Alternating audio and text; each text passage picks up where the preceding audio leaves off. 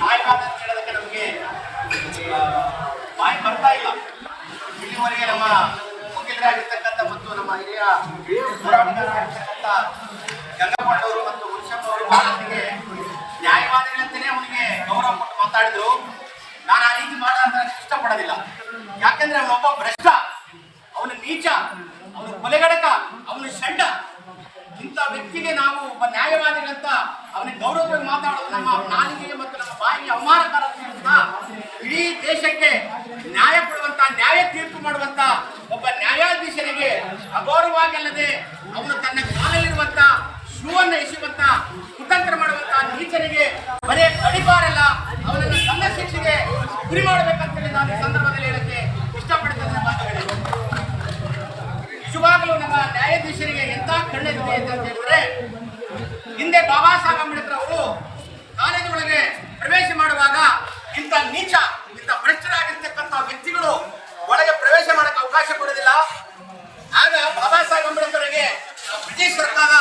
ಎಲ್ಲಾ ಕಾನೂನು ಅಧಿಕಾರಿಗಳು ಬಂದು, ನೀನು ಒಂದು ಮಾತು ಹೇಳಿದ್ರೆ ಸಾಕು, ನನ್ನ ಮಗನನ್ನು ಒಳಗೆ ಹೊತ್ತು ಒಳಗಾಗ್ತೀವಿ ಅಂತ ಹೇಳಿದಾಗ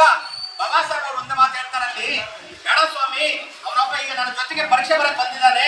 ಅವ್ನಿಗೆ ಏನಾದ್ರೂ ನಾವು ಇವತ್ತು ನೀವು ಶಿಕ್ಷೆ ಕೊಟ್ರೆ ಅವನ ಜೀವನನೇ ನಾಶ ಮಾಡ್ಬೇಕಾಗ್ತದೆ. ಹಂಗಾಗಿ ಅವನಿಗೆ ಶಿಕ್ಷೆ ಕೊಡಬೇಡ್ರಿ, ಅವ್ನಿಗೆ ಏನ್ ಮಾಡ್ಬೇಡ್ರಿ, ಅವನಿಗೆ ಮತ್ತೆ ನೀವು ಬರೆಯುವುದಕ್ಕೆ ಅವಕಾಶ ಕೊಡ್ರಿ ಅಂತ ಹೇಳಿದಂತ ಕಣ್ಣೆರೆದಿದಂತ ಬಾಬಾ ಸಾಹೇಬ್ ಅಂಬೇಡ್ಕರ್ ಆಗಿ ಈಗ ನಮ್ಮ ಈ ದೇಶದ ನ್ಯಾಯವಾದಿಗಳಾಗಿರ್ತಕ್ಕಂಥ ಅವರು ಕೂಡ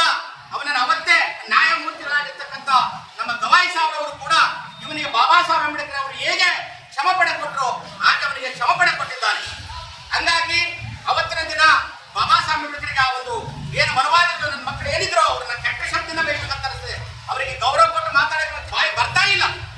ಹಂಗಾಗಿಬಿಟ್ರು ಅವನಿಗೆ ಒಂದು ಕ್ಷಮಪಣೆ ಅವಾಗ ಹೇಳಿದಾಗ ಹೇಳ್ತಾನೆ ಬಾಬಾ ಸಾಹೇಬ್ ಅಂಬೇಡ್ಕರ್ಗೆ, ನಿನ್ನಿಂದ ಯಾರಿದ್ದಾರೆ, ಯಾವ ಜನರೇ ಇಲ್ಲ, ನೀನ್ ಏನ್ ಮಾಡಕ್ಕಾಗ್ತದೆ, ನಿನ್ನಿಂದ ಏನಾಗೋದಿಲ್ಲ ಅಂತ ಹೇಳಿದಾಗ ಬಾಬಾ ಸಾಹೇಬ್ ಅಂಬೇಡ್ಕರ್ ಅವರು ನಮ್ಮಂತ ಮಾತು ಹೇಳ್ತಾರೆ, ಇವತ್ತು ನನ್ನಲ್ಲಿ ಅಲ್ಪ ಸಂಖ್ಯೆ ಇರ್ಬೋದು, ಅಷ್ಟೇ ಸ್ವಲ್ಪ ಜನರಿರ್ಬೋದು, ಮುಂದಿನ ದಿನಗಳಲ್ಲಿ ನನ್ನ ಮಕ್ಕಳೇ ನೀವು ಎಣಿಸಲಾರದಷ್ಟು ಜನ ಇರ್ತಾರೆ ಅಂತ ಹೇಳಿದ್ರಲ್ಲ, ಅಷ್ಟೇ ಮುಂದಿನ ದಿನಗಳಲ್ಲಿ ಮಕ್ಕಳೇ ನೀವೇನಾದ್ರೂ ಹೊರಗಡೆ ಅವನ್ನ ಬಿಟ್ಟಿದ್ರೆ ಕುರಿನೇ ಕಡಿತಾರೆ ಅಂತ ತುಂಡು ತುಂಡಾಗಿ ಕಡಿತಿದ್ವು ಅಂತ ಹೇಳಕ್ಕೆ ನಮ್ಮ ನರನಾಡಿಗಳೆಲ್ಲ ಉಗ್ತಾ ಇದ್ದಾವೆ. ಒಬ್ಬ ದೇಶದ ನ್ಯಾಯ, ಈಗ ನಮ್ಮ ಗಂಗಪ್ಪಣ್ಣವ್ರು ಹೇಳಿದಂಗಾಗಿ ಮಕ್ಕಳೇ ನೀವೇನು ಈ ದೇಶದ ರಾಷ್ಟ್ರಪತಿ ಅವರು ಏನು ಪ್ರಮಾಣ ವಚನ ಸ್ವೀಕಾರ ಮಾಡಬೇಕಾದ್ರೆ ಅವ್ರನ್ನ ಮುಂದಿಟ್ಟಗಂದೆ ಅವರ ತಲೆಬಾಗಿ ನೀವು ಸ್ವೀಕಾರ ಮಾಡುವಂತವ್ರು ಎಲ್ಲಿವರೆಗೆ ದಲಿತರು ನನ್ನ ಮಕ್ಕಳು ಬರೀ ಹಿಂದೂ ಹಿಂದೂ ಹಿಂದೂ ಧರ್ಮ ಧರ್ಮ ಧರ್ಮ ನಮ್ಮನ ಧರ್ಮ ಎಲ್ಲೈತಲೆ, ಎಲ್ಲವನ್ನು ಹುಟ್ಟಿರೋದಾಗೆ ಉಚ್ಚಯ ಪಕ್ಷಲಲ್ಲಿ ಬರೇ ಒಂದೇ ಧರ್ಮದಲ್ಲಿ ಬಂದಿರೋದು ಮಕ್ಕಳ ಕಿವಿಯಲ್ಲಿ ಬಂದಿರಾ, ತಲೆ ಹುಟ್ಟಿದ್ರ,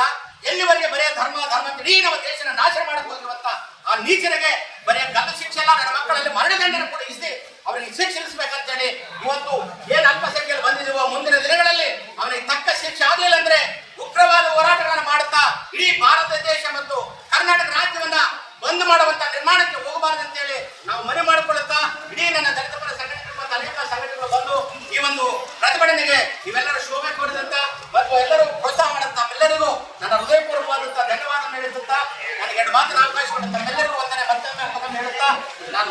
ಮಾತ್ರ ಮುಕ್ತಾಯ ಮಾಡ್ತಾ ಇದ್ದೇನೆ.